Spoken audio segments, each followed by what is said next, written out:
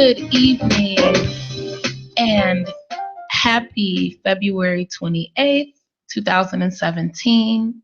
You are live on Intellectual Radio, iHeartRadio, Consumer Legal Hour with the Justice Team, Justina Winfrey and John Carter. Mr. Carter? Hello there, Ms. Winfrey. Good evening to you. Happy Tuesday.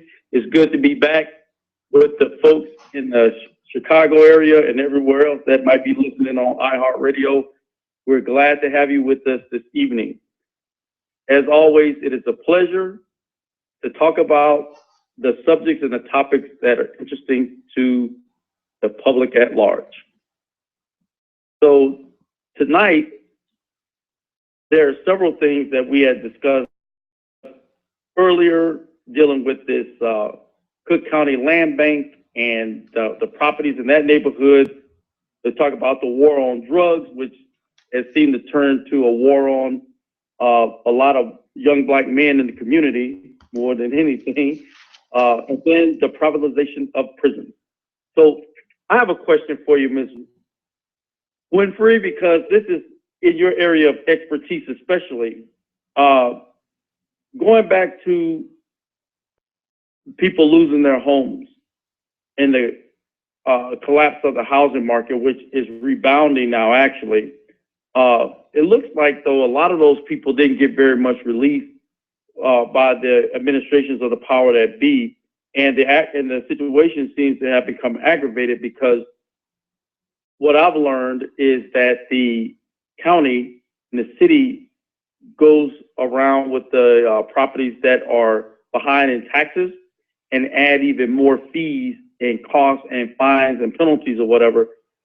It seems in the effort to discourage the owners from actually catching up with those taxes or improving the property. That seems to be really counterproductive. What's your opinion on that? The process in itself seems extremely flawed. The folks who are in power, as far as the land bank is concerned, I believe that they're doing everything that they can within their authority. The problem is that when you have bottom-feeding vultures from the community who continue to take our people to the ship, and we're talking about brokers who are not, and not even licensed real estate brokers at that, people who scout properties. You have shady shysters who have the knowledge and information, who ultimately lure, I won't say lure our people, but they ultimately understand the process and the programs. They attend the meetings and they ultimately speak up and they say, hey, I want all of my colleagues and all of the people that I hang with and make money with to have preference and priority over these land bank properties. Land bank properties that should be distributed amongst the community. When I first became aware of a group like this, I was extremely disturbed by it, and I spoke out against it publicly, notified everyone, and so many people ultimately wanted to silence me through the process. And it just was an uncomfortable situation when you have colleagues who want to capitalize on the community at the same planning table that you're sitting at. Okay, now here, when you have these types of community committees that are in place, and when these people understand the process within these committees, and then an entity like the Cook County Land Bank allows preference, and I'm not saying that they have, let me be clear, I'm not saying that the Cook County Land Bank has allowed any preference for these shady, bottom-feeding real estate brokers that are leading our people into captivity, okay? Not talking about those. I'm not saying that the land bank has done this. I am saying that bottom-feeding real estate brokers have tried to do this in the community, and it hasn't. We're talking about within the last year or so. So prayerfully, the land bank, they're not allowing these bottom feeding real estate brokers to come in and purchase these properties in bulk. Okay. Purchase properties that are dirt cheap in bulk. Mind you, the land bank, they clear all of the fines and the liens that the city of Chicago has placed on the properties. So you can purchase a property as long as you put a plan in place that will ultimately turn that property into a sustainable living property within a matter of, let's say, 6 months. If you can put that plan together, and I encourage everyone to go to the Cook County Land Bank website, okay? Look at the application process. Look at the properties that are there, okay? Look at the way that the properties are priced, all right? The other issue is that when you're dealing with these properties, you have a select list of vendors and groups that the organization selling the property, I'm not going to say that it's their preference, but I'll give you a perfect example. The city of Chicago has a vendors list. So in order to sell any type of food and beverage at any events, your company has to be on this vendors list, okay? Unsuspecting homeowners, okay, not property investors, but homeowners that are simply trying to purchase a low price property in a community that might be up and coming, like the Austin community, Inglewood, West Woodlawn, okay? They can purchase these properties for $10,000, $20,000. Great. Now, the other programs that are offered through the process of purchasing these properties through the land bank, many homeowners might be first-time home buyers. Well, you can ultimately go through, let's say, the neighborhood stabilization program. NHS has a program where you can apply as a home buyer. It's, supposedly a lower interest rate, that you get the certificate and all of these great things. They walk you through the process. The problem is, if the property is only $20,000 and the homeowner might need to maybe put 10-20,000 into it total. So they may need a $40,000-$50,000 loan tops, right? They come with so much money down. The biggest issue is that the homeowner cannot get the loan at $40,000 or $50,000. To my understanding, the homeowner, in fact, likely will be denied for that loan because the bank would want to give them an $80,000 loan. I asked a colleague who facilitates a program, and they facilitate a nonprofit program on the West Side. And it's for home buyers, not necessarily first-time home buyers, but they help clear credit and all those great things. It's about a 10-week program or so.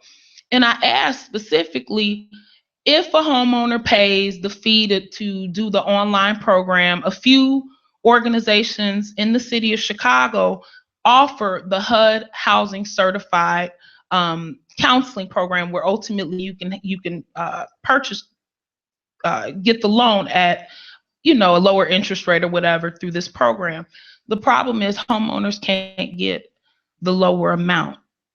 You cannot get a $40,000 or $50,000 loan, and that's a big problem. These programs force homeowners into higher loans. They don't need higher principals. They don't need a higher principal. It's just that simple. So when I asked that question, she said, well, I haven't seen anyone get a loan for less than $80,000. And I kind of feel like homeowners are being railroaded into, unless you understand and know how to navigate your way through these programs, it's not beneficial for the common person. And that's where the problem lies. People who have the inside information continue to capitalize on that information. They don't take it back to the community. They don't teach the community how to truly become homeowners. Everyone has their hand in the melting pot. And again, I call them bottom feeders because that's what they are. They continue to feed off of the waste of. My point is, of people an opportunity, just properties through these programs, okay, that makes sense. If a property costs $5,000 and a homeowner can pay cash for the property $5,000, and they have a nonprofit organization and they can provide a solid plan that says, you know what, in 6 months, I'm going to turn this property over. I have a workforce training program in place with 10 residents in the community. 7 of them are reentry. Here's the plan. Here's the schedule. We're going to get donated materials from the local Home Depot, from World Vision on Cicero and Harrison. There are so many opportunities and options for homeowners and for the community and for the residents, as long as they have the information and the knowledge, okay? The plan is not that hard. If you go to the Cook County Land Bank website, you can Google it, or I believe it's cookcountylandbank.org. If you go to that website, you can search the properties, and you can also look at the application options that they have for an individual, a nonprofit, a company. They specifically add, you don't have to write the plan. The plan is there. Complete the application. Mr. Carter? Yeah, I'm still here because, and I was listening to the comments that you were making about these bottom feeding people, these real estate brokers that go in here and they take up this land and they use it for their own benefit or just let their friends know about it, which seems to be a big part of the problem. Which comes to my next question: should elected officials be allowed to become real estate brokers and buy foreclosed properties in their own districts while serving the people? Because it seems to be counterproductive, or really a conflict of interest, that if I'm the councilman or the alderman in a ward district where a lot of the homes in my area are being foreclosed upon for whatever reason, and it has a negative economic impact, that I can turn around because I'm a real estate broker and then buy up those properties rather than to help the people and empower them to be able to maintain their homes or purchase these properties back or purchase other properties in the community, and leverage, that economic opportunity against the bad stuff that's going on in the community to improve it. It just seems that it's really counterproductive, and those officials shouldn't be doing that. And from what I understand that goes on in that area, a lot of these folks that are elected to serve the folks are also real estate brokers and people that take advantage of the setbacks or the economic downfalls that these people experience, which is really unfortunate. Wow, we're getting a lot of feedback on this one, Mr. Mr. Carter. We have community members calling people out publicly right now.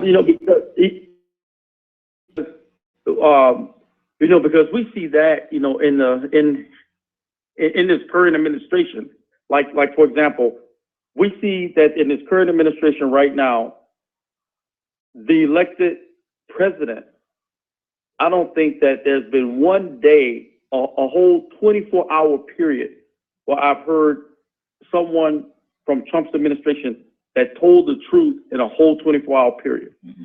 So if that is the example that's being set from the White House, how much less can we expect from people who are also elected that's deceiving and not being honest and truthful with the people that they're supposed to be representing? Now, if our representative government is not being upfront with us on a national level, you can believe that they're not always being upfront with us on a local level, because there is no consequence. Because think about this: how it usually happens is if the local officials become corrupt and they're not serving the folks or not doing right by the people, you can usually appeal to a higher authority in order to bring them into line. But if the whole system is corrupt and the people that's overseeing them are just as bad as or worse than they are, then how can you expect anything to be fixed or to improve? So can we talk about that, John, for one moment, when the entire system is corrupt? and you have no one to turn to. There is no level of authority to appeal to, okay? Chicago, Cook County, the state of Illinois, right back to DC and the Department of Justice. Who can the people in Illinois, Cook County, and Chicago appeal to? If they're losing their homes, okay, through property taxes, legacy home ownership, where these properties have been paid off for years, but they are losing these properties to property taxes. People are able to in turn go in and become receivers on their properties. The properties wind up going in for, we're talking about the most minute issues that people are losing their properties for when it comes down to how the land bank acquires the properties. Okay, because a lot of these properties might have simple issues where tenants have ripped off, the heating meter or whatever. Well, the city charges $5,000 a day for a fine. Did you know that? The problem is when these properties are acquired, John, as they turn them over, they don't give the community the opportunity to purchase them. They don't give the community the opportunity to restore them. The other major issue is the fact that these properties sit for so long, not only causing blight, but causing crime. So forgive me for jumping in on that one, but it really is, it's disturbing because I know for a fact, and a lot of people know, that many of our elected officials here in Illinois, Cook County, they are real estate brokers. They are managing brokers. Okay, you can look them up. Our Cook County Recorder of Deeds is a real estate broker. So when homeowners, legacy property owners are losing their properties to property tax issues, and these properties are being acquired through the Cook County Land Bank. And when we found major issues with the property PIN numbers in Chicago, in Cook County, when we've contacted the assessor's office, Cook County Assessor's Office, Joseph Barrios, okay? When we've contacted the Cook County Recorder of Deeds, how are these PIN numbers the same? How is my neighbor's PIN number the same as mine and the next door neighbors? How did they change? I asked, how are people losing their properties to property taxes if the Cook County assessor and the Cook County recorder will not address the fact that property PIN numbers don't even align and match up? Joseph Barrios' office creates the property PIN numbers. That's how we pay our property taxes. So when I hear people are losing their properties for property tax issues, I say stop. Moratorium on foreclosures in Cook County for property taxes. Audit the land records in Cook County immediately, because too many of our elected officials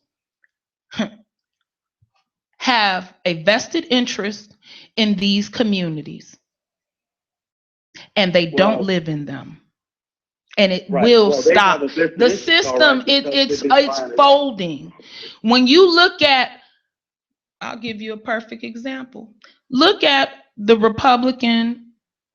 Illinois Republican Committee. Look at the Illinois Democratic Committee. Okay? Look at the structure of how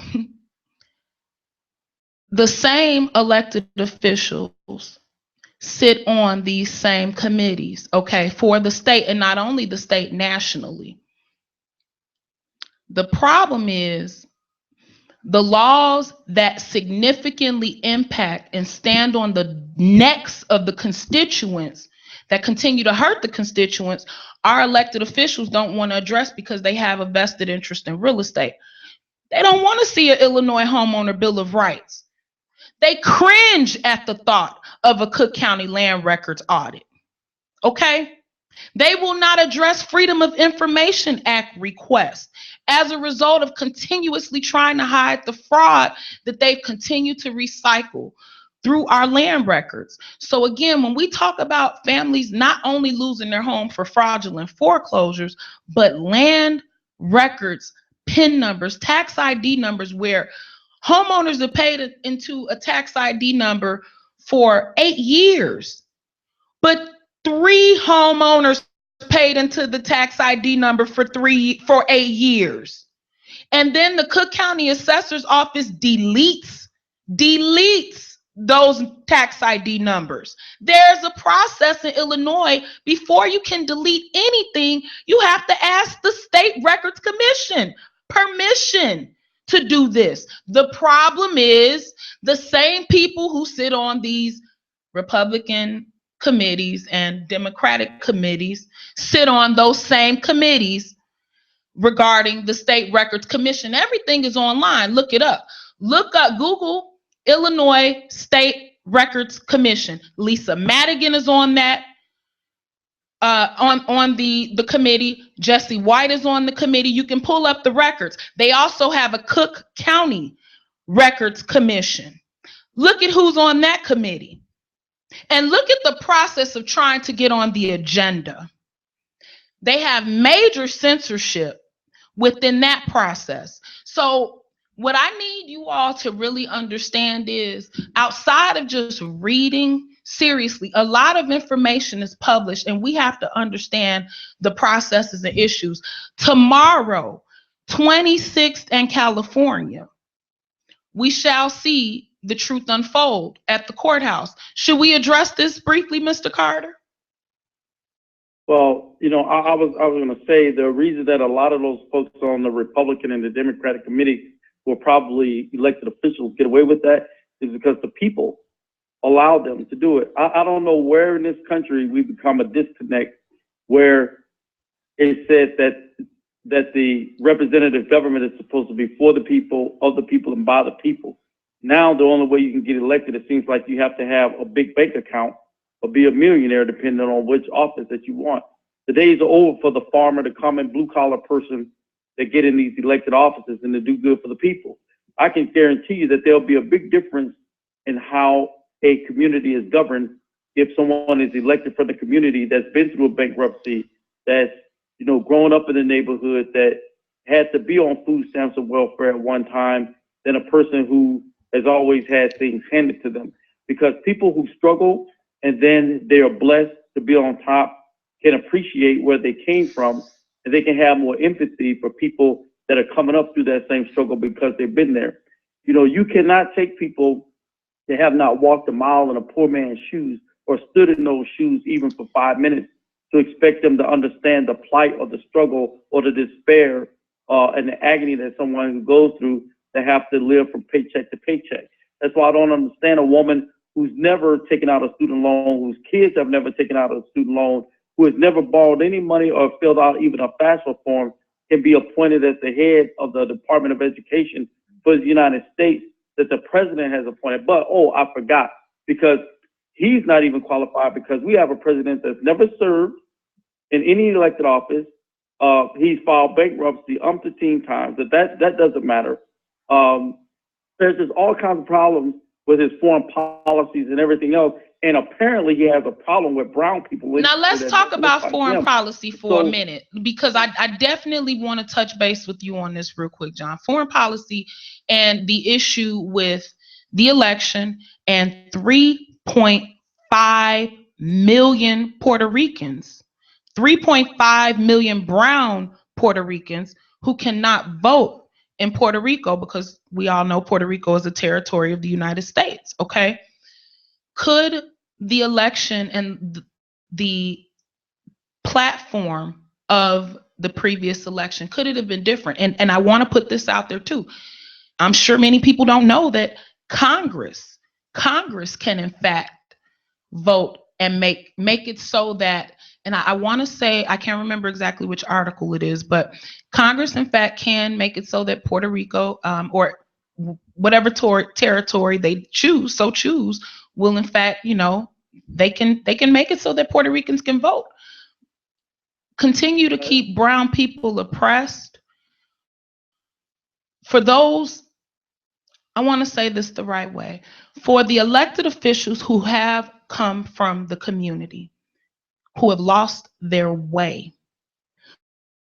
the community, who ride through destruction, who ride through with and turn a blind eye to it and act like other people have the power and the authority.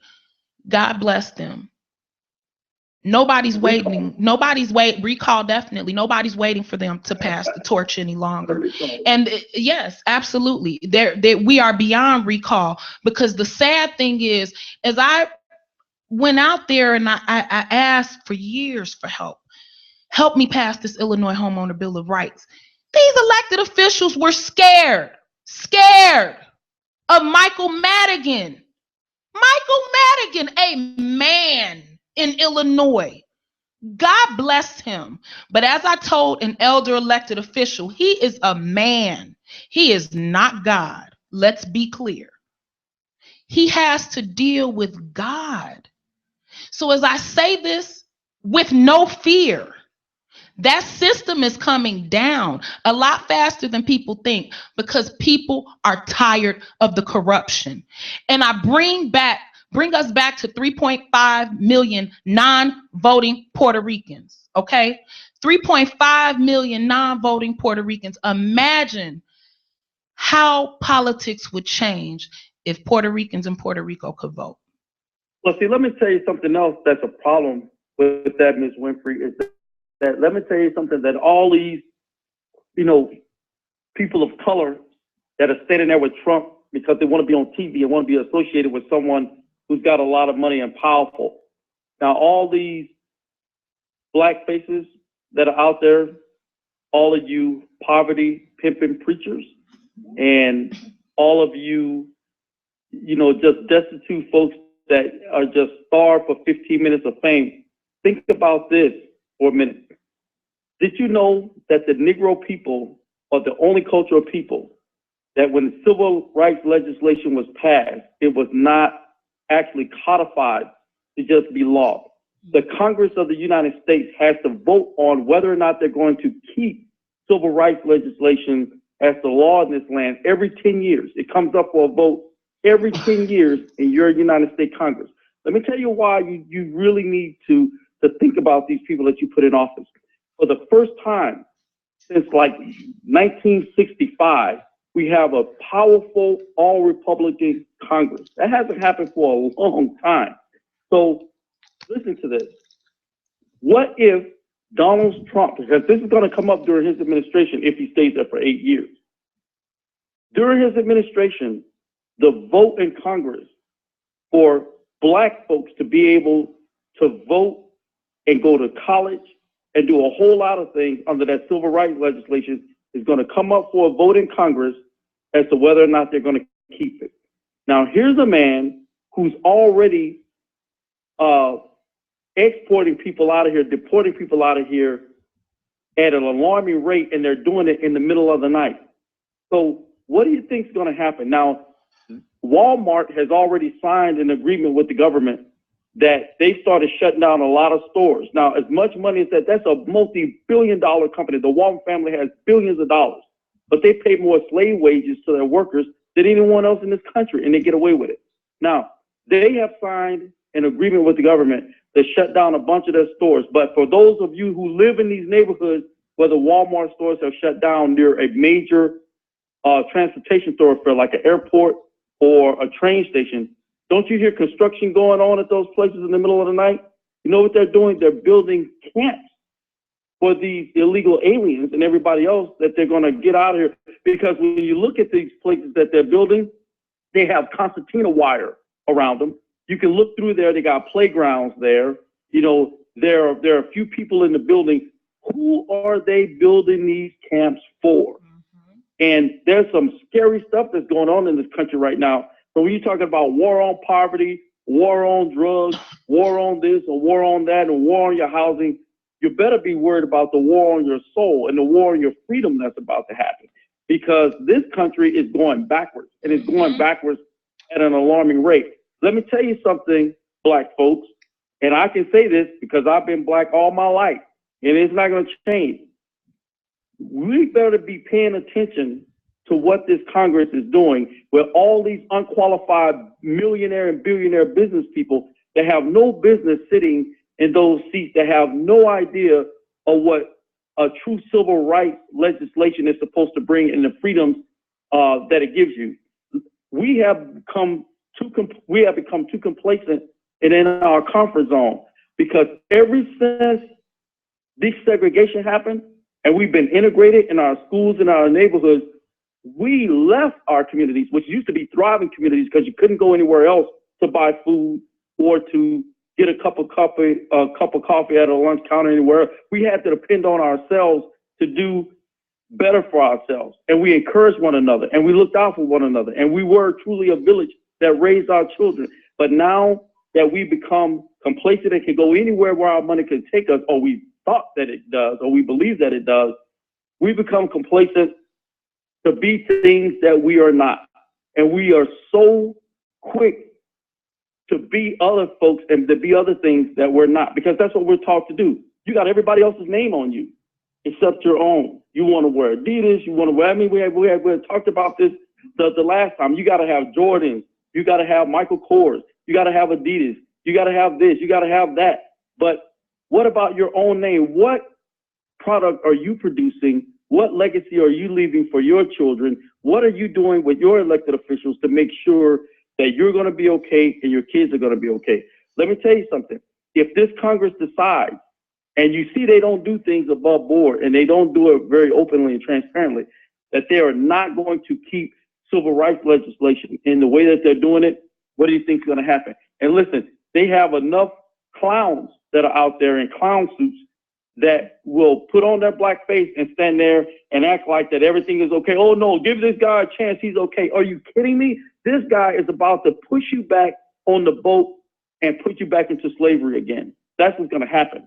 And if you don't wake up, if folks don't wake up and watch what's going on, there is going to truly be a war. But when you wake up, that war is going to be against you and your family, and it's going to be too late for you to do anything about it. That's the problem that we're facing right now. So while we're out here dancing and jumping in the clubs and having a good time and not worried about anything and just think about me, it's your children that are going to be suffering. They're already putting people in jail for homeschooling their children. And as long as white folks were doing that, it wasn't a problem. But now that black women are learning that homeschooling their kids to get them out of this failure mindset and get them out of these wicked, evil public school systems, and not all of them are like that, but the majority of them are. Now that black folks have started doing that, and brown folks have started doing that, and Asian people have started doing that, now it's a problem. So if you do it, even if you've done everything right, you still go to jail. Those parents, those kids would never live down the humiliation that they experience for going through that process. I don't care how many apologies they get. I don't care how much money they pay them. They're never going to get that out of their mind. Their soul will never be the same after going through that again. Never. And who's talking about that? I just saw on TV the other day where a whole bunch of brown faces were there with Donald Trump, just grinning like a chesty cat. I know, that makes me so bad. And what good does that do when your people are dying? Now, you talk about a $20,000 loan. You know why they don't want to give you a $20,000 loan? Because they know you're not going to qualify for a higher amount of money, because loans are also given based on your income and your ability to repay the money. So if they put a requirement that, well, yeah, you can get money to fix up your house, but it can't be less than $80,000 or $100,000. Well, first of all, you don't need $80,000 or $100,000. You can only borrow money in an amount that you can afford to pay back. How many black folks do you know in the neighborhood where you serve that can pay back a $100,000 loan because they can't even get the wages to be paid to them, where they can even afford to pay for the house that they're in to keep it? That's why I got foreclosed. Because when we talk about economic development, you know what most people do? They build more affordable housing. But why build more affordable housing when you don't have a job to pay for it? That's my frustration. But we can talk about something. Because we can definitely talk about Waiting for jobs, or we can talk about creating our own jobs. I don't believe in waiting for jobs. I believe in polishing your skills and moving forward with the gifts that God has blessed you with. So, no, let's not wait for jobs. Let's move forward with community economic development. So, they recently talked about having Trump send money to Cook County by way of community economic development. Okay. And I believe it was Commissioner Boykin who put this out there, who proposed this. Well, I wonder how the money will be dispersed. And if Madison and Cicero, if Madison and Pulaski, if Holman and Madison, Jackson and Cicero, just a few streets on the west side. I can name a few on the south side. The point is Cottage Grove and 63rd. When do these communities start to look different?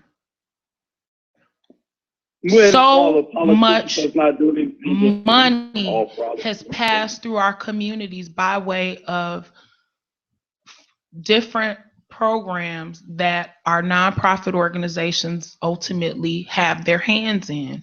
The problem is not enough of our residents from the community are empowered. Not enough of them have the inside information. Not enough of them attend the community meetings of the aldermen, their local state representative, their congressman. We have to begin to hold them accountable, okay? Accountable in a sense where we're always reactive. When do we as a people, we can continue to blame them all day, every day. They don't care. Right. What I'm saying is that as a people, when do we hold ourselves accountable to be proactive and not reactive? The marches are great, okay? Hey, let's get out there, let's shout, fine. At the end of the day, when we do get to the table and they ask us, what do you really want? You want equality. Okay, but how? Where is the plan? So when we talk about accountability, yeah, those elected officials should be held accountable. But again, we get back to the fact that they've lost their way. Let's keep it real. Yeah. Our elected officials from back in the day that ultimately inherited this power, they put the work in. They left us in Egypt. The west side of Chicago and the south side of Chicago, that's Egypt right now. It is up to us to take ourselves over to Canaan. And I'm not ashamed by any means for being a believer. So if you have a problem with God and Jesus Christ, turn it off. What I'm telling you is there's a level of accountability right now, and you need to be accountable for yourself and for your fellow brother. And you cannot continue to be reactive. Great, go out there, shout, march. That's wonderful. But you need to become a part of the solution and the plan. And you have to hold yourself accountable for what you don't do in your own community. You have to hold yourself accountable for continuing to turn a blind eye. Now you hold that elected official accountable. Now you show that resume and say, I've done X, Y, Z. I feed my community. I do this. I want your help because this is your job and we put you in place. Don't complain about it and you're not holding yourself accountable. You damn sure can't hold them accountable if you're not doing the work yourself. Well, that's true. Now, let me also bring out this point. No excuse for ignorance. To all of my good Christian folks out there, for those of you that read your Bible, there's a principle that it teaches that says much given, much required, which speaks highly to accountability. That's exactly what that means. You are held accountable for the positions that you're given over other folks and for the knowledge that you have and the things that you know. And when you know better, you should do better. The other thing is that the Bible teaches about fairness. It talks about being it teaches a principle of being just and honest. It doesn't talk about being equal because, if you study the Bible, you will learn that there will always be people greater and lesser than yourself. Jesus said, the poor you will have with you always. So things are not always equal, but what the Bible teaches the principle that things need to be fair. So when we talk about equality, from the basis of what we think equality should be, it's never going to really happen, because if things were equal in this country, everybody would be rich, and the tax code would, or poor, because it's one dynamic to the other, and then the tax code would be fair to everyone. So that isn't going to cut it. But we're wrapping it up this evening. This is such an awesome conversation. I think we're going to need to do a part 2 of this conversation. Mr. Carter, can you wrap us up for the evening? Yes, listen. Let me tell you something. You have to be wise as a serpent and harmless as a dove. And pharmaceutical companies have really harmed our communities by raping folks from the economic opportunities that they have. Learn all you can. We'll talk about this on another show, but did you know that the things that a lot of brown folks have gone to prison and jail for years, that the other power structures are doing now and making millions of dollars for, they're keeping away from you. I have some information that there's some enterprises that you can get into your own business that you can do well for your family that I want to share with you on our next show. Excellent. Check us out. God bless. Have a great evening. Put on your whole armor of God. David against Goliath. God is good. Be blessed.